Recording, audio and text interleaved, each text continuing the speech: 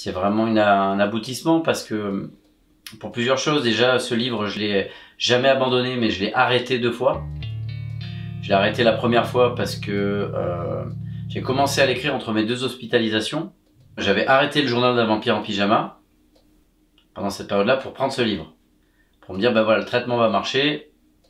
Et ça, bah, j'aurais écrit quelques mois de journal d'un vampire en pyjama pour le souvenir et le mauvais souvenir, mais là, je pars sur autre chose. Et puis, le fait est que le traitement n'a pas fonctionné et que j'ai dû retourner à l'hôpital pour faire la greffe.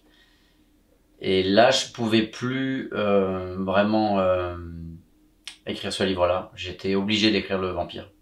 C'était ma bouée de sauvetage quotidienne, c'était ma rythmique de marathonien. Donc je l'ai arrêté, le guerrier. Ensuite, j'ai fini le vampire, et quand j'ai terminé le vampire, j'ai essayé de reprendre le guerrier.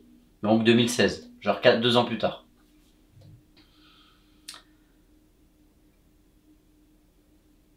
Ça me rappelait quand j'étais malade. Donc j'ai eu envie de fresh start, comme ils disent. Vraiment, je suis parti sur La Sirène. Quand j'ai terminé La Sirène, et tout le temps j'y pensais toujours, et il y a des choses de La Sirène qui viennent du guerrier. Voilà, il y a plusieurs fils narratifs et émotionnels qui se croisent, et donc il fallait que je les démêle un peu. Et donc ça a pris du temps, et le bon temps a été le temps du confinement. C'est-à-dire qu'après avoir travaillé comme un fou sur Une Sirène à Paris, livre, disque, film, et que tout d'un coup, alors que le film est sorti depuis 3 jours, et que je dois partir en tournée une semaine après, blah, plus rien.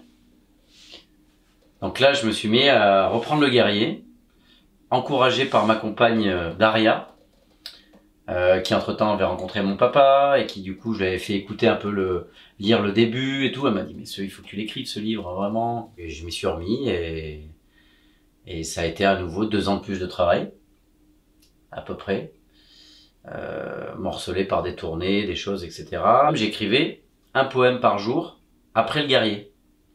Donc mon but à l'époque, c'était toujours faire la vaisselle et la poésie.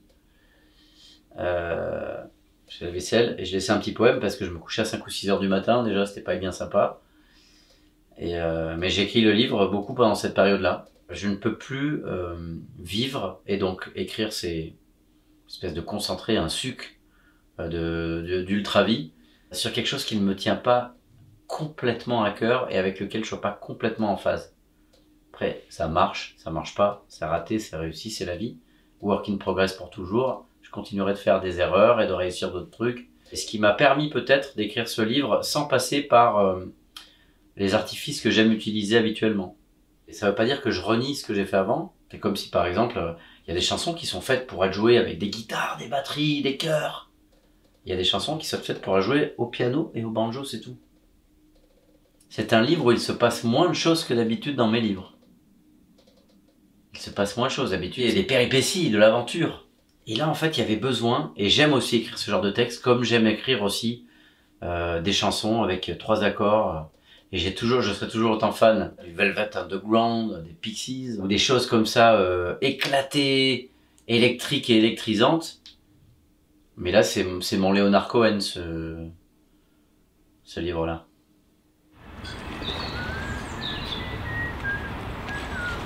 À bientôt. À bientôt.